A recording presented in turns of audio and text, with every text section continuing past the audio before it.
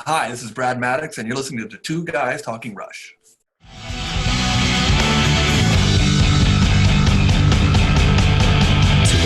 Guys are talking rush two guys talking rush two guys are talking rush two guys are talking rush two guys.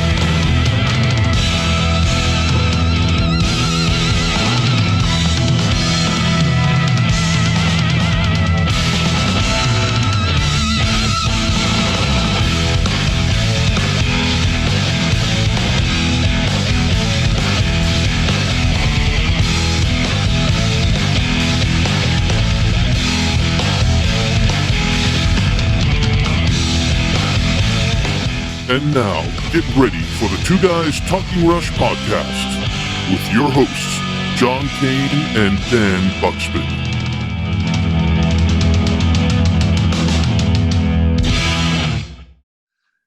He typically would call me way in advance, like 6 months in advance. And they always made a point of being sort of very well advanced.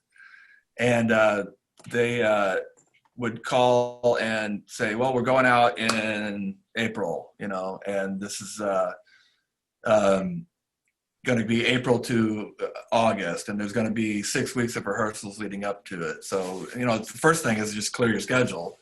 And, but with those guys, I would know what hotel we were going to be in 6 months in advance. Like they were really good about sort of laying it all out well in advance. The next thing that happens is sort of technical. The whole time I worked with them, Brent Carpenter was the monitor engineer. So we'd get on the phone and, any changes we want to make, or is there anything new out there we want to try from a gear perspective? And, Brent and I always work together really well. We think a lot alike. So, we'd make the technical changes. We'd make an input list, send it to the sound company, and it would all show up usually in Toronto, and we'd load it in and spend 4 weeks with the band in there learning their songs, and then move to production rehearsals. How do you assess what sort of gear you use? I mean, do you change gear each tour? Are you using? Are you like coming under? Are you contracted through Claire, or are you a hired gun? I mean, how does that work for you? I always work directly for the band. Oh, okay. In the case of Rush, anyway. Yeah. So it's like, well, here's the gear we think we need. We sort of describe the largest show we think we're going to do, and so pare it down. You tell us how much PA we need to take, and then so that list goes into the sound company a month or 6 weeks or so before we need it, and. It's funny. Like I think there were tours we did where we probably spent more time planning and rehearsing than the actual length of the tour. But yeah, so that's they put the list together, they send it to us, we look at it, say, yeah, that's what we're asking for, and we have like what's called the control group, which is mics, monitor,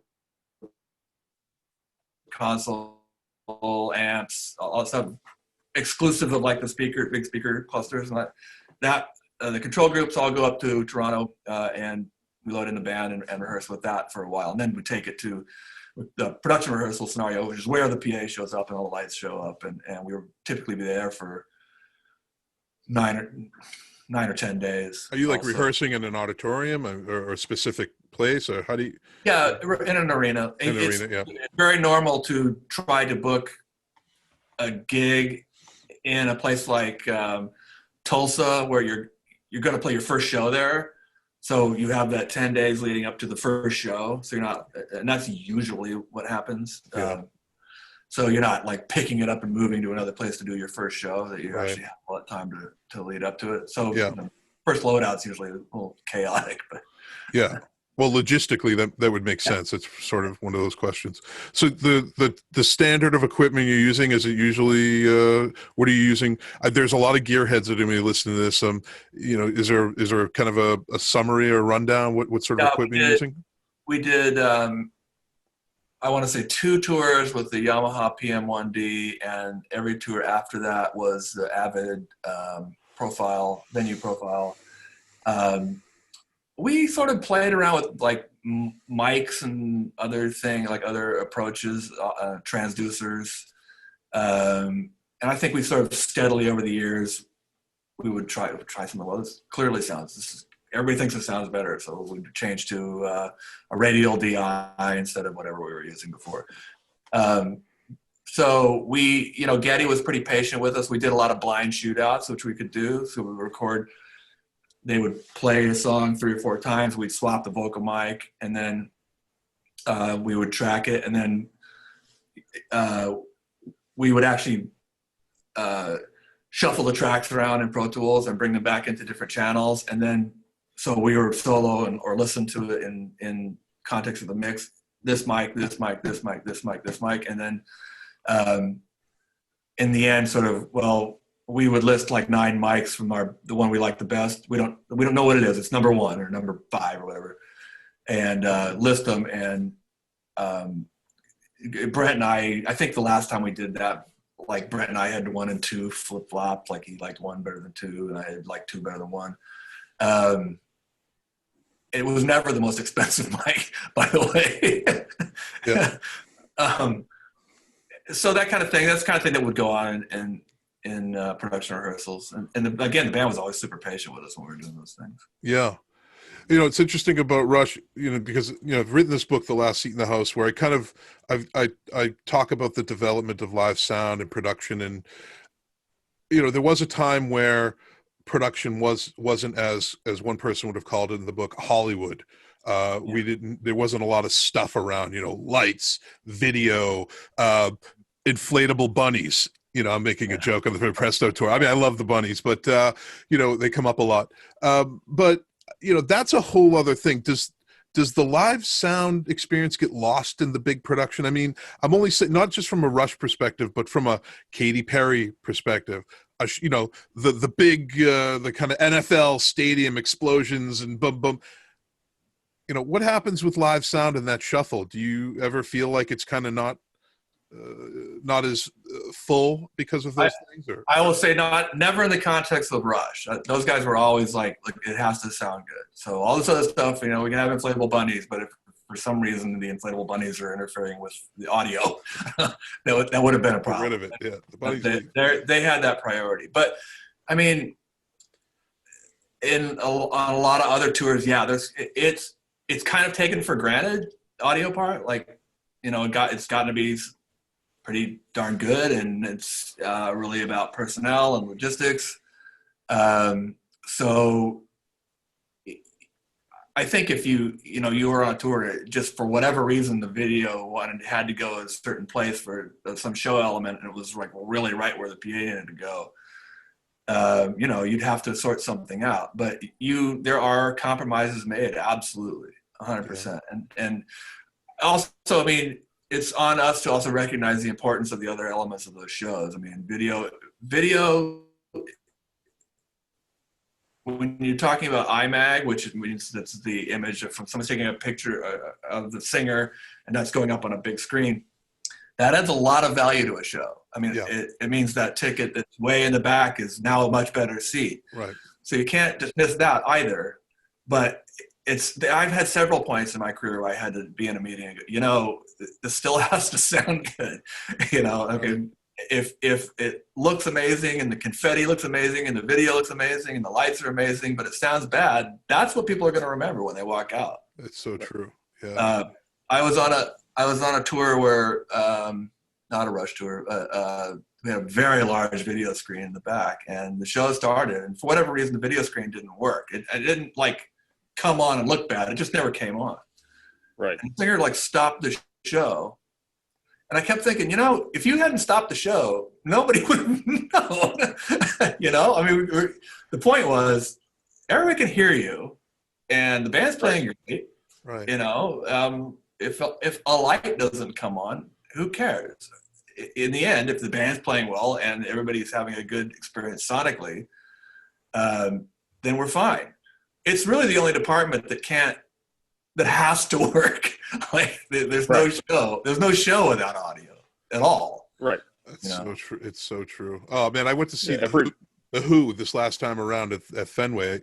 I had really good seats, and I was right on the maybe 9 rows back, center, and there was a woman in front of me that was filming the video, and I'm thinking, like, the Daltrey's right there. You don't need to do this. I think there's a new breed of concert grower that I'm just not used to, I guess. Yeah, But it's funny to me. I mean, I get it for, like, the way in the back. It adds a lot. I mean, most people that they look like ants on the stage. Yeah, I get it. They totally need it. But it is funny to me that I've seen it all the time too. People that are in, like, the 15th row staring up off of the side. It's awful. So going back to how you prep for a tour, you go through the rehearsals, and then you're not on the bus with the band. The band's not taking the bus right there. How do you what's your relationship with the band on the road, and when do you show up at the arena to get your, when do you show up, when do you leave, are you there to the? So as far as the band's traveling, they're Getty and Al were on a plane, and Neil was on his motorcycle the whole time I was out with him, right? I mean, I think they're like, they stay after the show, and we often would go in and talk and hang out a little bit, maybe have a drink, and then they'd get in their car and head off. And I'm on the bus with the sound crew. We get in. I tend to like to go in early, like when they're first laying out points for where they're going to hang the PA, where they're going to hang the lights, because there are occasionally conflicts in given buildings with where you can put things, and I kind of like to have a voice in whatever changes we have to make. Is that tuning the room? I mean, you're tuning the room at that point? Well, I mean, in other words, imagine when you talk about tuning a room, I think most people are thinking about how you EQ the PA, but I mean, think about it going back even further, like, where do you put the speakers in your room that you're tuning? Like that, that's what I'm talking about. Yeah. So I usually get there at 9 or 10 in the morning. And then we're at it until sound check, which is for like 4:00 in the afternoon. And then we get a little break for dinner while the crowd comes in, and 3-hour show. And I think it would be kind of like 90 minutes to get everything, all the sound loaded out. And I would typically just sort of run motors, unhook speakers, direct up local crew, like, what goes in what box, and I would stay until the truck was packed. So sometimes that's just me watching all the gear go in, How do you compare the systemization of this load in and load out with other bands, compared to Rush? Was it just like a super machine, a really efficient machine, or have you had other kind of worked with other bands where it's just like it was really sloppy, it wasn't as organized? Yeah, I mean, it's funny, like, I think these days the crews have a way of sort of self-organizing a lot, like most of it. There's stage management, which is a lot about, like, it's not so much about how things get out to the truck, because you really learn to work with the lighting guys and everybody, and so we kind of always did that amongst ourselves. I think my experiences in most tours are like that, but there's a series of decisions that lead up to that part of the night where the stage manager deciding which truck is going to go on which dock, and which direction speakers are going to go, as opposed to lights, which is almost, try to keep going in 2 different directions. So I can't remember the last time it's been a while since a tour that I would just say was just wildly disorganized. Like like a lot of these tours share the same staff too. So I mean, it's, you've often worked with somebody before, and the conflicts tend to, like I said, the first loadouts are almost always a little bit crazy. So, if you're just bumping up against people, you just talk to them and figure out how to do the jobs without bumping. Everybody's job's important. That's the thing. I'd say when I started in this business, people were much more territorial, I guess, or kind of, there was more conflict, and now it's really more professional and whatever. The word we heard from your friends was family. Working on a Rush tour was like being in a family. Can you talk about that? What do you think they meant by that? Yeah, and that is absolutely true. And as far as much more special to that band, actually. So part of it was that they made a point of really making an effort to get the same people out tour after tour. So that's part of it, because you know, it's kind of like you see the same faces. And so if you do a Rush tour and you're busy for 6 to 9 months with them, and then you go off and you do something else, and you maybe go off and do one other thing, and then they call you. When you go back, you know who you're going to see. I mean, the other thing is they were always really supportive. I mean, there was like occasional stories of crew members that had whatever, like a substance abuse issue, I'll say, just for an example. And they were always very supportive. You never got the feeling if you did something wrong, you were going to get canned, which is definitely not true of every tour. Right. It was always going to be how, okay, wow, well, we fucked that up. So how do we move forward? How do we make it better? How do we make it work? Or what, is there a problem you're having? And so, I mean, that's to me more like family. I would almost say more like a team exactly. Right. Family's not exactly the right word. Team's not exactly the right word either. It was, but yeah, there wasn't a lot of backbiting and sniping, and it was people were fun to be around for the most part. I mean, which is great because you spend every freaking moment with people for a long time, you know? Yeah, it's so interesting to me. It's like your bosses were Rush. Yeah, right. Yeah. Like, who's your boss? Well, and I'll say, like, my daughter also was born, she's 25 now, and she came out to visit on several Rush tours, including up until like when she went into college. And I will say, just to be perfectly honest, she's not a Rush fan, but she knows all the words, and she knows the guys. And in fact, they sent her kind of a nice, generous gift when she was trying to get some money together to go study abroad. So that's really nice. That kind of thing, that's family. I mean, most bands aren't going to do that. Most bands don't even know you have a daughter. That's amazing, right? Do those kind of things. That's incredible. So you've done a number of Rush tours. Which tour was just your utmost favorite to do? Was there one that just sticks out with you as the best one? Sound wise, experience wise? I really like. Yeah, I really liked, and I'm going to forget, which tour did we do all of Moving Pictures? Oh, Time Machine. Was that the Time Machine tour? Yeah.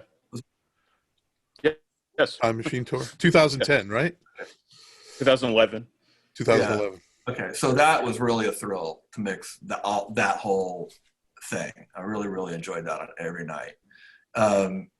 Why? Because you just love the album, or just such a great record? Yeah, it is. Yeah. I've had these moments like in my career where I'm like, holy crap, I'm mixing Tom Sawyer. Right. Awesome. Insert name of song here, like I'm mixing Photographs. So yeah, I mean, that was really, really fun. I enjoyed Clockwork Angels too, actually. It was interesting to mix in a few different instrumentals. Yeah, talk about that, because you had to mix the orchestra. Right. So what sort of challenges did that pose for you? Oh, okay, that was very easy. So we had gone into rehearsals without the string players. It was eight string players. It wasn't like a full-on orchestra. Yeah, right. And our thinking was we had all the samples from the record, so they send us the keyboard sounds basically that Geddy's either going to play with his hands or with his feet. And our thinking had all along been we were going to sort of layer the real strings with the samples.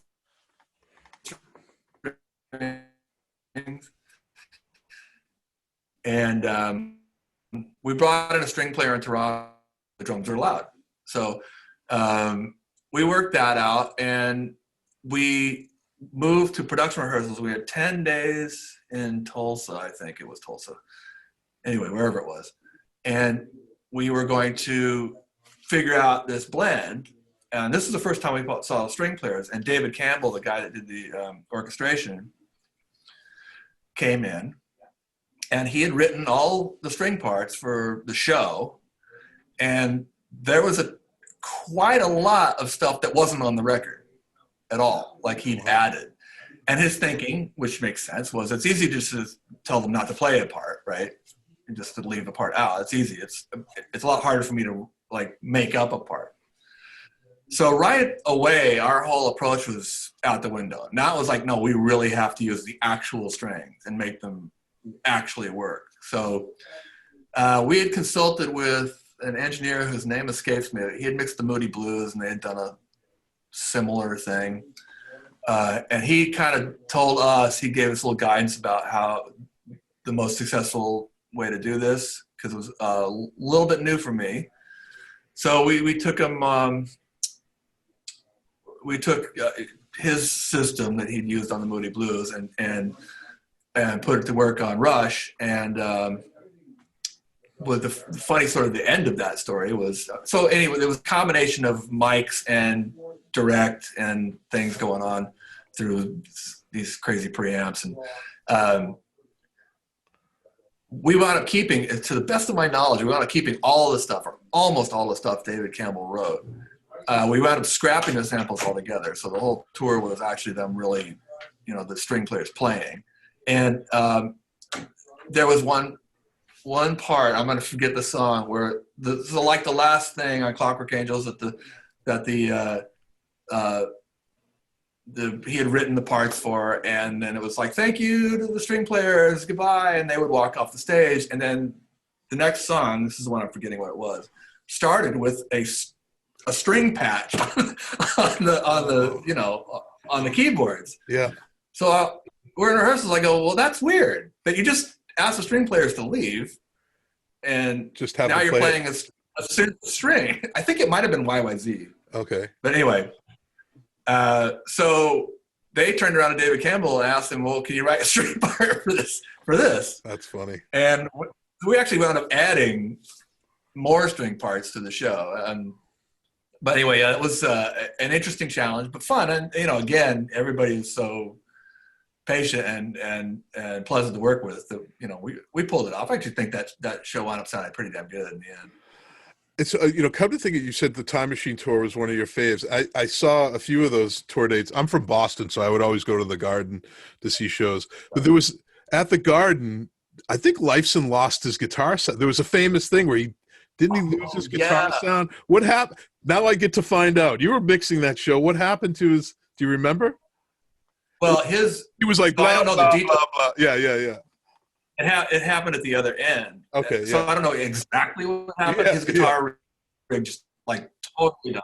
Yes. But you remember, we actually did sort of pull it back together and finish the show, sort of. Yes. So here's the story behind that. Yeah. Alex would run from his guitar wireless. He had a wireless receiver, and out of the back of the wireless receiver, we took a direct line. So we had coming into the console, literally just a direct coming into the console. And the reason for it originally was that Brent would feed Geddy and Neil a version of that. I think we ran it through like a pod at one point, so it's sort of like but cleaner, because Alex's guitar sounds could be so lush and reverberant that the other guys were having trouble locking into what he was playing. So that night, his guitar rig, for whatever reason, again, I was on the other end of the snake, it just completely died. The only thing we had was that direct guitar sound. Right. So after a couple minutes of what's going on, are you like sweating bullets? Are you sweating bullets at that? I mean, I'm like, I have nothing I can do. Yeah, right. I called up to the stage and said, if you give me like a couple minutes, I can make a guitar sound. And I literally threw that Line 6 plugin. I can't remember what it's called. It's like I made, like, in plugins, in software, I made a guitar guitar sound. Wow. And so the last 2 or 3 songs, or whatever it was of that show, was actually Alice's guitar rig still didn't work, but we were taking the direct and running them through effects on the console to make it sound like a guitar sound. Wow. The next show, which I don't remember where we were, Alex came in the afternoon. He actually came out the front of house and he was bummed out, right? He was like, was it really bad? And I played it for him because we just, put the multi-track in, and I said, here, this is what I did to your guitar. And it wasn't perfect. Maybe it wasn't even all that good, but it was good enough. And he was like, oh, wow, actually that's all right. And so the point, I guess, was that there was nothing to be embarrassed about. Right, obviously. His gear broke, and we fought our way through the last couple songs. Yeah. You made it so the Apollo 13 could safely return to Earth. Yes, you were that guy with the duct tape and the pencil I mean, my hat's off to you. That doesn't sound easy. It's amazing that I thought of that, because I thinking back of all the Rush shows I've seen, probably about 40 or 45 of them, nothing like that ever had occurred, and I remember it distinctly because it was at the Garden Show, which is my hometown. Totally out of the blue. And I would say, like, I don't mean to throw his guitar tech under the bus, because that guy's really, really good. I don't know what went wrong. Yeah, interesting. It was some piece of gear failed, and it was just unexpected. It's the kind of thing that never failed or something. I don't know. So I had to mix monitors from front of house at one show also, by the way. Oh, wow. Right before the show, the monitor console died. You're kidding me. I was going to ask, were there any mishaps? That was my next question. Roll on with that one. What happened there? I mean, it's a complicated show. So, yeah, I mean, we were not 100% at every show. I mean, there were things that happened. That one, we were at dinner. We came back from dinner sort of like, I don't know, half hour before the show was supposed to start. And I was walking out there with Brent, and or maybe he had just been out there, and he was like panicking. He's like, the console's crashed. Like, it's got nothing. So I went, we sort of worked on it for a bit. It became apparent it was not going to come back very quickly. So I went out the front of house, and I think they kind of held the show for 15 minutes, and I dialed up some front of house, some from front of house, 3 monitor mixes, sent them up to the stage, and they patched them straight into the band's monitors. And I had my system tech on the comm to the stage, and it was, I remember telling him, it said, when the show starts, all I want to know for the first song is, can they hear themselves? Like, don't give me any details. Let's just get this working. And then as the set went on, we'll, whatever. If somebody says they need more vocal, we'll start doing that. I just want to know, can they hear anything at all? As it happened over the course of the first set, Brent did get the monitor board working again. So the second set of the night was sort of done as normal, but we got to the end of the first set, and I thought I wandered back into the dressing room and just check in on the band. And Alex looked at me and goes, I can't really hear my vocal. You're kidding. Right? I mean, it's just sort of a miracle that you could hear anything, but I think he was sort of messing with you. Yeah, I was going to say, it seemed like you were probably ripping you something, man. Yeah, go ahead, Dave. Sounds like it, yeah. Oh, no, I was just going to say, yeah, it sounds like it. What about mixing like Neil's drums? Is that a challenge? I mean, how do you prepare if he's one of the top drummers in the country and or in the world, in the history of drumming, right? And he's so complex. I mean, he's got this amazing drum solo, and I know Lorne Wheaton is working closely with him to make sure everything's patched in right. But from a front of house deal, is that an issue for you, or is it everything all set? Well, the thing is that There's a lot. I mean, there's a lot of drums. Yeah. And there's a lot of, his little xylophones and electronic drums. And Sure. but he was an amazing player. So I mean, that's 90% of the battle. There you go, right. So I would say it was mostly challenging from a logistical point of view. We would struggle to find a place to put mics on some things because it's so close together. Yep. And we played with different mics on his drum kit till we liked what we were doing. And a lot of that's also, he's listening to the same thing, so he also has to be able to play to it. So I would say it wasn't challenging. Really, the challenge was to be able to, because he did a lot of things that are very subtle little things. If there's a challenge, it's that. It's getting those things out in the mix. Because, again, everybody knows all the little cymbal hits and things he does. So you need to project those out into the audience. So that if there was a challenge mixing him, that's it. But the actual, making his drums sound good was pretty easy. Yeah, yeah. I imagine that for I would say, anybody else. Yeah. I had one sort of epiphany with him about kind of like a third of the way through my time with him, was that I had approached him originally as a rock drummer, which, fair enough, he plays in a rock band, but he's really kind of a jazz drummer. Yeah. Like, a lot of his technique is very jazzy. And kind of once I got my head around that, I never felt like I was forcing him into a rock box. I could just like sort of let him be the jazz drummer playing rock in a rock band. And that seemed to work a lot better. That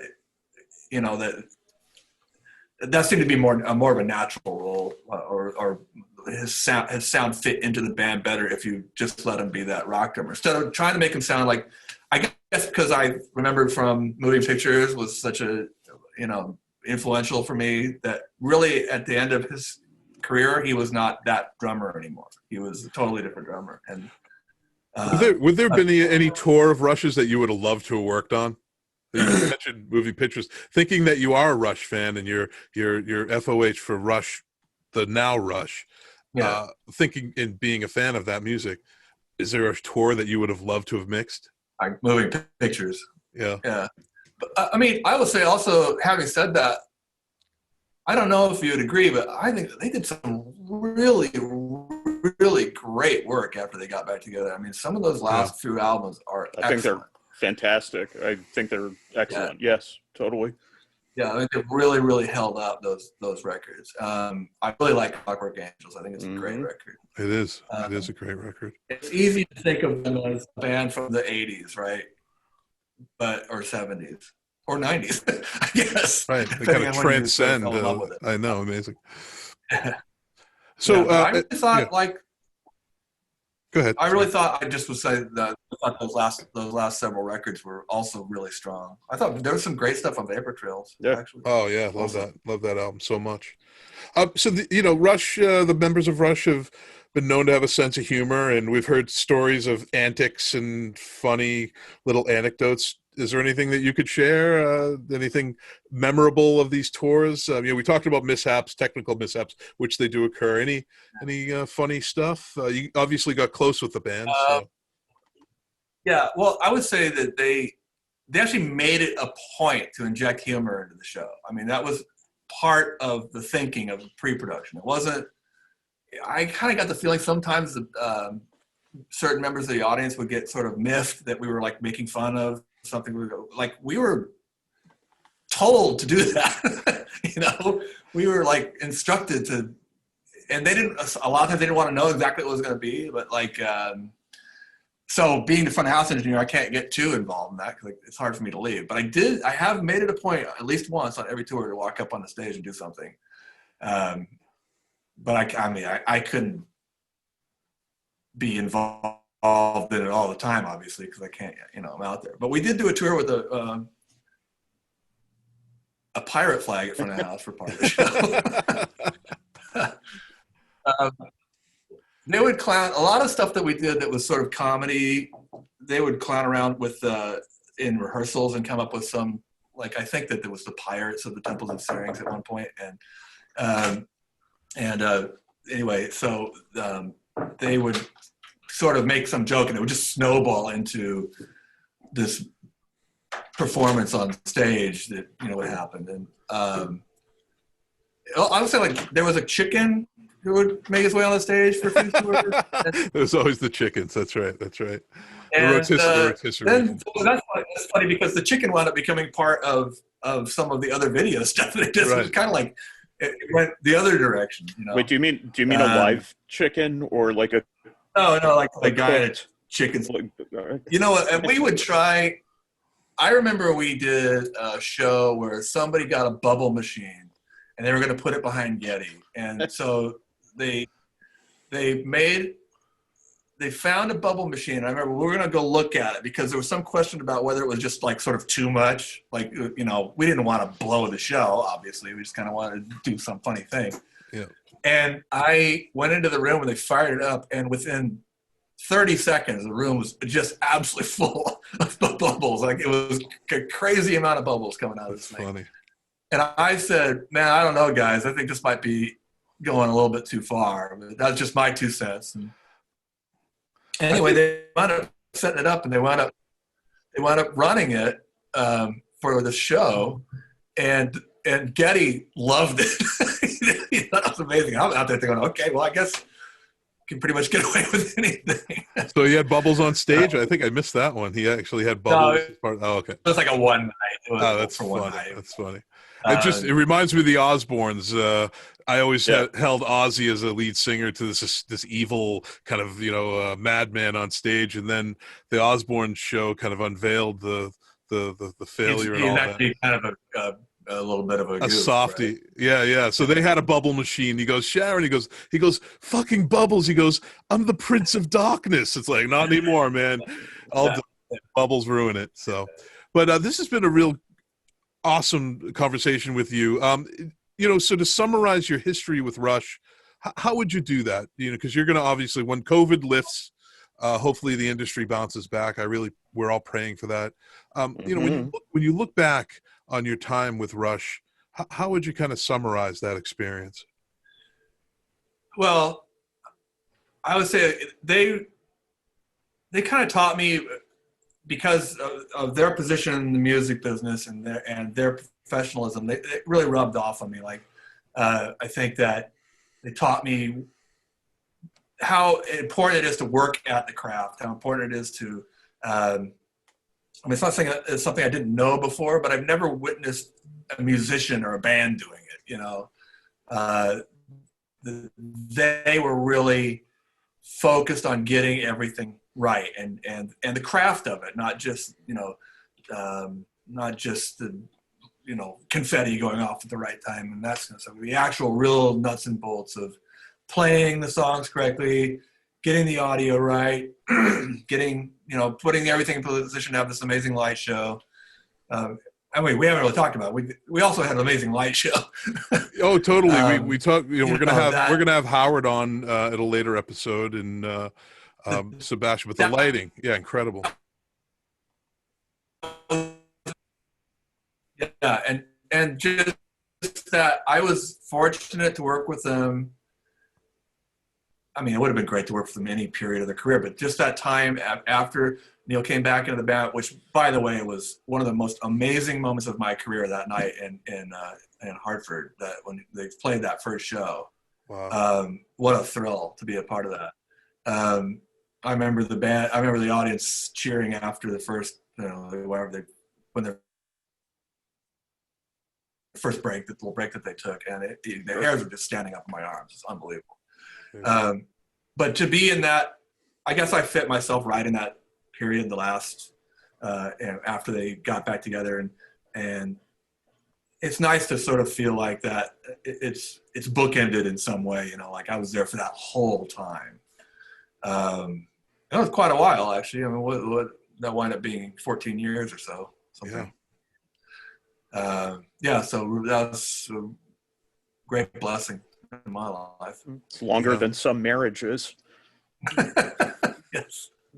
This is true. Yeah. So what's the future of the concert industry, man, from your perspective with Yeah. COVID and the social impact and just, you know, how can people help people like you? And, you know, this is kind of your time to reach out to those people out there that used to go to concerts and, you know, what do we do? Well, I think that, I mean, it's really nice if people can donate to Music Cares and Sweet Release because people, you know, I'm fortunate. I had a very good run for the last 20 years. I have some money in the bank. I'm going to be okay. I mean, I'd really like this to end, but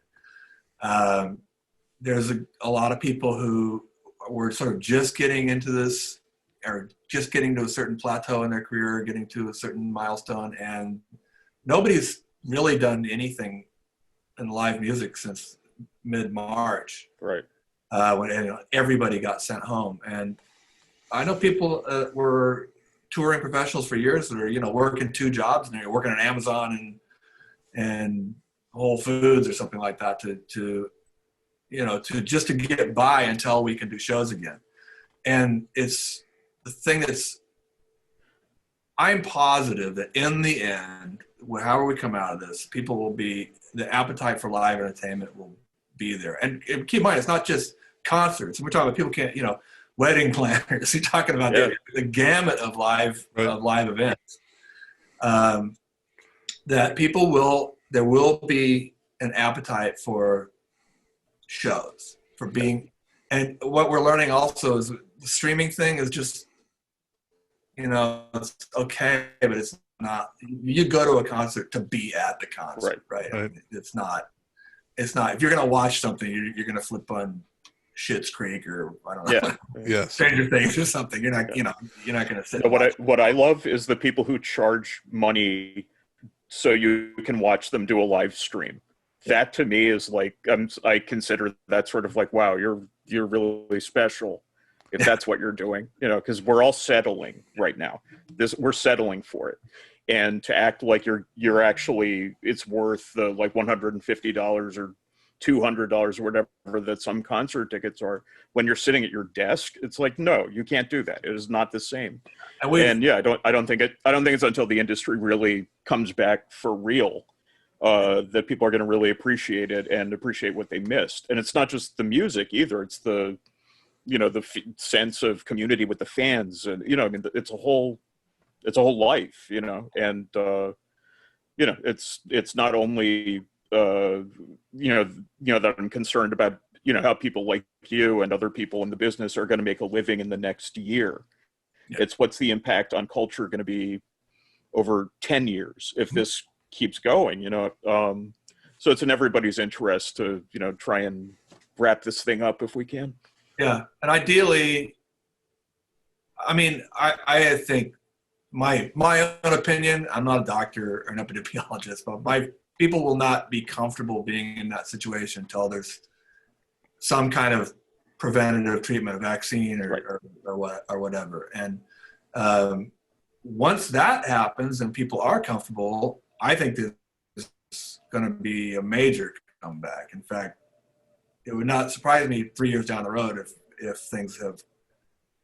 I mean, there's such an appetite for this out there, and people are just scared. But eventually, they won't be scared anymore, and it's going to come roaring back. When I don't know. I mean, optimist in me wants to say next summer, but.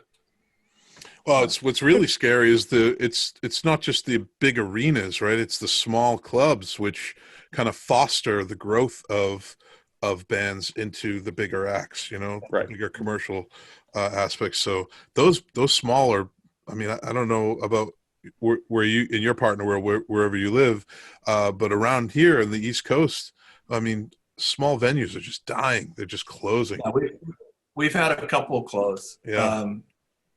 They're struggling, and there's the other aspect of it is with this all comes, if we all start doing shows again, let's just say for the sake of argument, in 6 months, and everybody who's worked at those shows over the past 20 years is working for Amazon now, who's going to do them? who's going to put up the stage? Who's going to put up the lights? I mean, at some point people are going to move on. I would like to make a bold prediction right now. If the industry comes back at some point in the next 365 days, all those people that you're talking about will quit their Amazon jobs that minute, so they can go back to doing what And they I'm like. sure you're largely speaking. I'm sure there's a lot of truth in that. I think Poor Jeff Bezos will, have to somehow fill those boxes himself. But no, I mean they're doing it because they have to, and that's the only reason. And as soon as they don't have to, they won't anymore. But again, it depends how long this goes on for. Yeah. I'm like you. I'm hopeful that actually next year is not that. I think that's actually within the realm of something that might happen. I think I could see a world where when the weather's nice next summer, say May, June, we're doing things outside. Very possible. Yeah. I think I agree. That's not irrational. Yeah. No, but the little indoor like fire trap places, not quite yet. Yeah. But the outdoor stuff definitely, for sure. I have a ton of friends in the industry, and they're all struggling. It's just terrible. Yeah. Now, I ran into a friend of mine yesterday, and she's riding her bike. She's in the local union, works all the local shows, and she's just like, we're floating along. It is rough, yeah. So, how can people find out more about what you're doing now, Brad? Is there a landing point on the internet, or?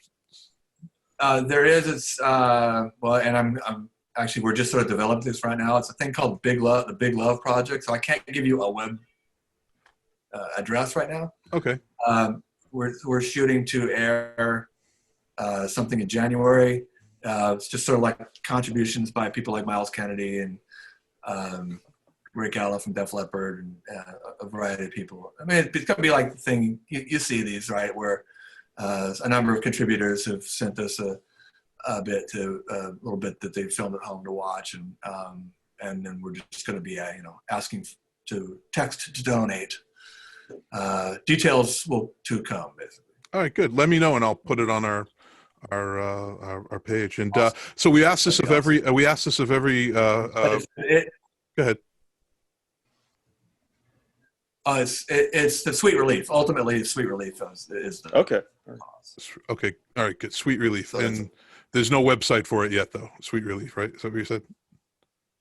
Sweet Relief does have one. It's like sweetrelief.org or something. Okay. All right. Good. Good. There it is. So we asked this of every guest. Your top 5 Rush albums. Can you do it? Do I have to?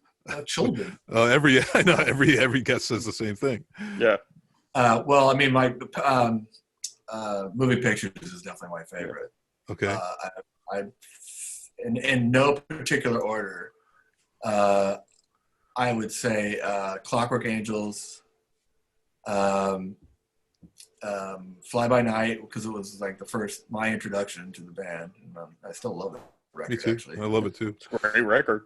Yeah. Power Windows. I like a lot of stuff on Power Windows. Same here. 2112 is at least at one side of it is amazing. Brutal. Yeah. We might be at 5. Yeah, was that 5? Yeah, I think so. That's a good chunk there. Yeah, it's funny. Like I really like the early. I mean, whatever. Like I've heard them all. Sometimes I don't even know what record a song is on when somebody asks me. Yeah. But I do like sort of the earlier leading up to moving pictures, and then stuff after they got back together. I just sort of they just fell off my radar for a while as a kid, when I was in college. Totally. So yeah. I was busy listening to Miles Davis. No, it's all good. Well, I just want to say, I have this kind of history in interviewing a lot of sound people in the sound industry, and discovering the history of and development of sound reinforcement throughout the decades in the beginning. And I just want to say thank you so much, especially for making Rush sound so good. I mean, it's such an important band to me and to Dan, and to so many fans that just love Rush so much. And I mean, they'd still be a great band regardless, but they're an even better band because of people like you that have Yeah. really just dedicated your life and your craft to right down to the concession. I can't say it enough. Right down to the people who are selling T-shirts, merchandise, concession. It makes everything better for Rush, right? It just makes them be better, right? I would say, just to sort of comment on that, we always understood how much the audience loved the band. I mean, that was sort of overarching all of the work we did. Ultimately, it was because we knew the people that were going to show up weren't just a bunch of rich people who wanted to see, name your any current pop star. They were people who really, really cared about the band. So we also really cared about what we did. We got it right most of the time, I'd say. You definitely did, man. And well, absolutely. Brad Madix, what can I say? It's been an honor speaking to you, and thank you for coming on to Two Guys Talking Rush. Really appreciate your time. Take care. My pleasure. Anytime. All right, bye. Hey, that was another great episode, Dan. Yeah, another one in the can. Another one in the can.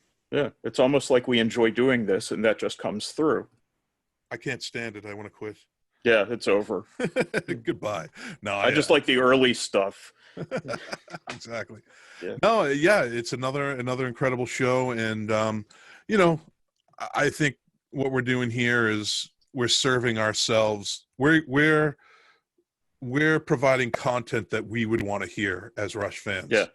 Right? We want to hear. Absolutely.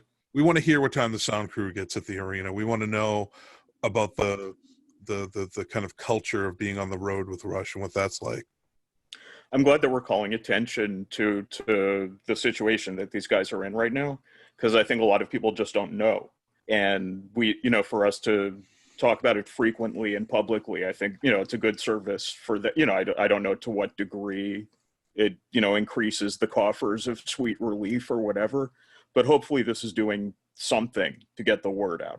I hope in some small way we're helping, Yeah, I hope so too. And, for anybody that has seen Rush multiple times, or any band in a large concert setting, even a small setting, it's true. We take these things for granted. We take all these people that make these bands better for granted. And now that we can't even go to a show, it's just, maybe we've taken the whole thing for granted, because now we really realize how much live music is important in our lives, Oh yeah. No, I mean, I think back to like just the last few concerts I went to. It was great. I never thought for a second like this will all go away. And hopefully this is just a hiccup, and we get back to it at some point. I think we will. Well, Dan, another incredible episode on Two Guys Talking Rush. And folks, my name is John Kane. I am the delightful Dan Bukszpan. And this is Two Guys Talking Rush. What can I say, folks? Rush rules.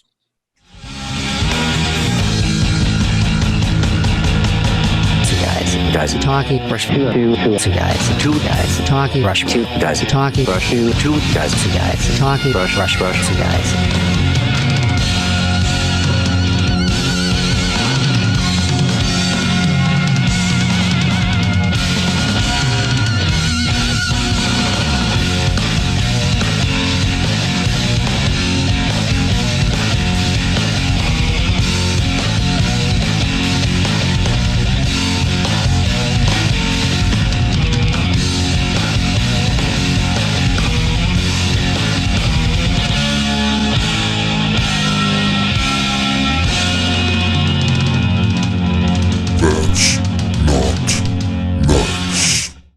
Live music inspires millions around the world, but the concerts we all enjoy wouldn't be possible without the countless crew members working behind the scenes.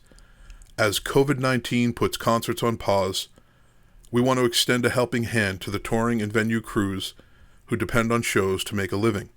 Crew Nation was created to do just that.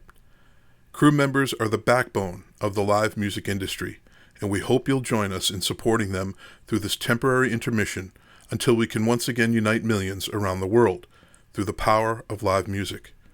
Crew Nation is powered by Music Forward Foundation, a charitable 501c3 organization that will be administering the fund. Live Nation has committed $10 million to Crew Nation, contributing an initial $5 million to the fund, then matching the next $5 million given by artists, fans, and employees dollar for dollar. Please support Crew Nation at www.livenationentertainment.com/Crew Nation.